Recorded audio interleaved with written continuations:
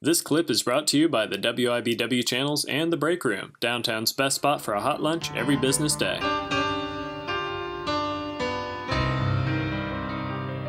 So how's about a little jazz? I'm here with my friend Steve Waugh talking about the Topeka Jazz Workshop. How you doing, Steve? Hi, Chris. Hey, Good. thanks for Good to joining see us. Really glad you can come by today. I wanted to talk about the Topeka Jazz Workshop because I knew it existed, but and I thought that was great. I've seen you advertising things. I've been to a couple of concerts before, but I had no idea that you had such a rich history in this community.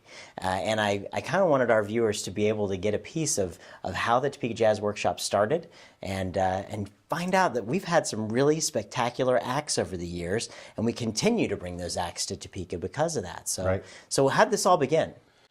As I've learned about the history, because I wasn't around when all the history began, but being the youngster that I am.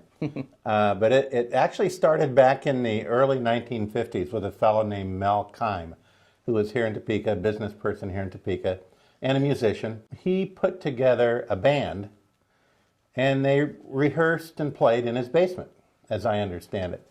And the idea was to bring young people in, and as well as people who knew the music, and get a portfolio of charts built up and play the great music of the day. Mostly big band music is what they were after. As that continued to mature, they were able then to decide, well, let's do some concerts. And there was actually a place that I never been to called the Roof Garden on the Jayhawk Theater. Must have been up near the roof. I don't know. Yeah, I know. There's some offices up there. I've actually been up there and seen some offices up in that area. But apparently it was also big enough for some concerts, some big band concerts. And they would have concerts up there, both local as well as regional players.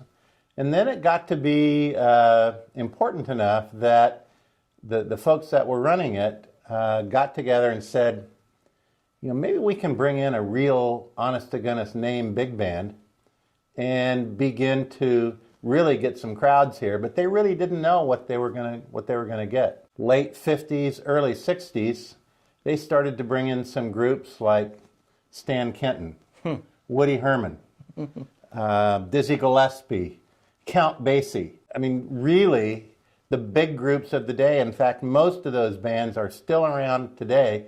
New players, of course, young players, Sure. but still playing a lot of the same charts because they were so great, and some new ones as well. As that began to happen, they kind of realized they needed to have a structure. Sure.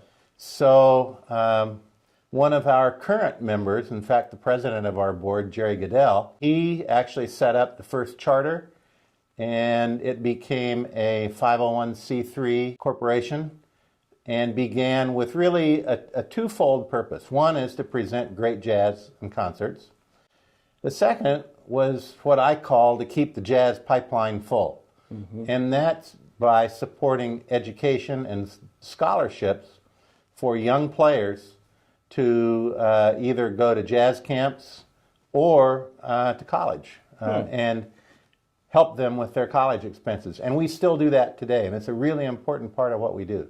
Absolutely. So it's not just about the entertainment. It's about making sure that there's entertainment for tomorrow. It really is. We can proudly say that some of the people that we have helped to underwrite and get their interest up and get them going in school are really some of the top players in jazz today. A lot of them starting out right here too, right? There's a tremendous number of jazz artists who started in Topeka or nearby Topeka. Actually, 3 that we've got on our program for this season that we're running now. Jimmy Seeley is a trumpet player from up in Holton. He was one of our jazz scholarship winners. He resides in New York now, and he's just known worldwide. Bob Bowman, a great bass player who went to school out at Washburn Rural, lives in Kansas City now, but has toured the world with his buddy Todd Strait, who grew up in the Seaman district and went to school in Seaman. They've toured with any number of bands, and most prominently probably with Grammy winner Karen Allison. Huh. She's won 4 Grammys. She was our opener kind of headline concert this year, and she's just a delightful and spectacular jazz vocalist that we love to have back on our program. And she loves us and we love her. Yeah, it's very cool. And, And she was actually born out in Great Bend. No kidding. Yep. No kidding. It's amazing to me how much talent can start right here and then go out and become famous. We've actually had quite a few good examples of that around Topeka. Yeah, in a lot of different fields. Yeah, a lot of different fields. But this one's kind of special. Yeah. To me, anyway. There's a lot of jewels in the Topeka Arts crown. This jewel, called the Topeka Jazz Workshop, is one that not enough people know about, and maybe not enough have tasted and really gotten the passion to come and enjoy. That's very true. And how can folks get on? Now, you don't sell individual tickets, you sell memberships. How does that work? Right. Well, we found over the years that as we've watched other jazz series come and go, we believe, all the research that we've done, ours is the longest continuous running subscription jazz series in the nation. We're into our 45th year this year in running this series. 45 years, that's something to celebrate. It's substantial when you think about the number of artists that we bring in. And we'll do about 9 concerts a year. Some years it's 8, some years it's 10. It kind of depends on how our finances shake out and what the year's like and the calendar and so forth, and artist availability as well. Yeah. But that's a lot of concerts. I think somebody calculated up, we've done about 340 concerts now in our series. Wow. And it's quite a deal. Yeah, So it is. we're interested in keeping that going, but the way that we've found that it has to be done is to sell the series as a membership. Otherwise, people will, by their nature, kind of cherry pick the concerts that they might want to come to, and that doesn't give us, we kind of run this deal on a shoestring. Yeah. Like a lot of arts organizations and artists do, we run it pretty lean. Yeah. So we've got to have a continuous, adequate cash flow to make certain that we can get the finest artists and get them here, the transportation and so forth, because a lot of them come out of New York and Los Angeles. Yeah, and you guys keep the prices very affordable, I think, as well, for folks to be accessible to the masses. Right. This year, our membership cost for all the concerts, 9 concerts, is $145 for a basic adult membership, and that is for all 9 concerts. That's like one ticket to Lady Gaga, right? Who's that? I don't know. And you get 9. She's the one that wore a meat dress, right? I think so. You don't have any meat dresses No, there. All right, no, good, we don't do good. that. Keep the flies away, right? No, that's very good, and it's very affordable, especially when you're thinking about it in 9 series. You guys have a great series this year. As I'm looking at your brochure here, and we'll put some of these things up on the screen for our folks to see. Tell us about some of the things that you're really excited about this year. Well, this year is not unlike other years. We really try to open up strong with a great headliner, and this year for us was Karin Allison. And we not only booked her favorite players to play with her out of Kansas City, she called us and asked could she bring along a few others that she would pay because they're such good friends and such good players, and they're all of our friends. Yeah. And so we had more musicians there than we had anticipated. I mean, we ended up with a finale that was unbelievable on stage with 2 bass players, and just kind of blew the roof off the Ramada Ballroom. Wow. And then we're ending with a headliner in April with a great alto sax player that comes out of Atchison, believe it or not, Gary Foster. He's been around a long time and been back and forth. He currently resides in Los Angeles, and he's a first-call alto saxophonist. In fact, he plays for so many TV networks and movie scores and so forth. He plays, behind the Emmys and the Oscars. He's in the orchestras there. Cool. He's just an incredible guy and loves coming back here. I suppose it's a free plane ticket for him to visit family too. Sure. But a couple of really great guys, and in between. Our last concert, we had a fellow that we had not had before. Shame on us. He's 79 years young. named Houston Person, a legendary tenor sax player.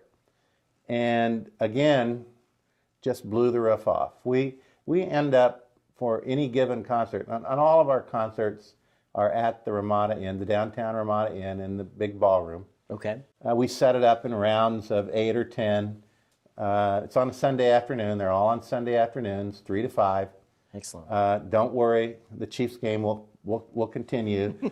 When it gets to be basketball season, all those games will continue. We'll keep you posted on the DVR, scores. yeah, the scores are coming. So. But you can show up, sit with your friends, have popcorn and drinks. There's a bar open, and as long as you're a member, and enjoy a couple hours of jazz. It's just a great way to spend a Sunday afternoon. Excellent. And how do folks, is the best way for them to get information? You have a website here? We've got a website, www.topekajazz.com. Put that right on the screen right up here above our heads. See, yeah, Okay. it's up here. It's up Can't in you the see clouds that right someplace. there? Yeah. And that website's got all the membership information on it. You can download, print off a membership app. We don't do memberships online yet. Okay. But send it in to P.O. Box 452, Topeka 66601, and the Topeka Jazz Workshop, and we'll pick it up out of the mailbox and we'll process it and get you your tickets. Excellent. And you know, it's really is one of those gifts that keep on giving right there, because you're getting a whole year of entertainment right there. Absolutely. Not only will you get your season ticket for $145, you'll get a couple of guest coupons too, to throw your line out, hook somebody who hasn't been there before, bring them along, get them interested, because we will end up this year, probably this season, with 320, 330, 340 members, something like that. They keep joining throughout the year. Sure. For each concert, we probably have, between 220 and 280, maybe 300 people there. Excellent. It's a great environment, and you're up close and personal with the artists. In fact, at intermission, before and after, you can interact with the artists. It's just a lot of fun, and they all bring CDs. They're trying to make a buck, make a living. Of course. So they're yeah. selling CDs and really trying to create a relationship with the crowd here in Topeka. Very good. Well, Steve, everybody get online, find out some information about Topeka Jazz Workshop. I can't let you go until we do the notorious lightning round. I'm here. All right. You've been looking forward to this one. Oh yeah, it's something that I've been thinking about for days now. All right. We're going to put 60 seconds on the clock and see where we end up. Ready and go. Do you prefer cats or dogs? Dogs. All right. Where'd you attend high school? Earlham High School in Earlham, Iowa, a little town about 25 miles west of Des Moines, and that's where I learned to play jazz. All right, very good, very good. If you took a weekend staycation in Topeka, what would you do? A weekend staycation in Topeka. I'd book a meal at the Row House, and I'd also book a meal at Chez Yazoo. I'm counting a weekend as 2 nights That's here. good, that's good, that works. And let's see, a staycation. I don't know, since I've got a dog that I've got to take care of, I'd probably stay at home and have someone come in and clean house. Hey, that's a good just because, why should we have to do it all the time? I agree. Let's see. Do you prefer Facebook or Twitter? I am not either. Your life would probably be easier if I wasn't. I'm kind of a Luddite when it comes to that. In your opinion, what was the greatest movie ever made? Blues Brothers. All right. And our time has just ran up. One more question here. If you were a car, what kind of car would you be? I think a 1951 Ford. That was my first car. All right. And what's your favorite television show to watch? Tuesday nights at 9:30 on MyTV. Yeah, talk about Topeka. This one. Hey, all right. Chris. Thank you, Steve. It's always you. good catching up with you. Thanks for dropping by You bet. today.